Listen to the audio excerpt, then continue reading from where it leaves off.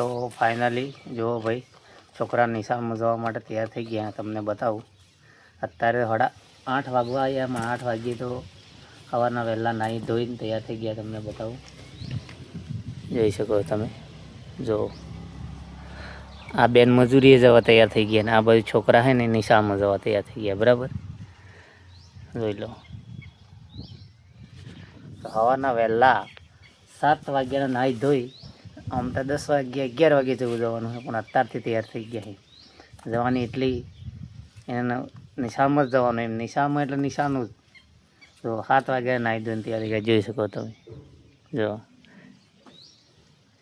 બે બુડ્ઢે 2 ચોટલા વાળી દીધા ને આમાં 2 ચોટલા વાળવા પડે.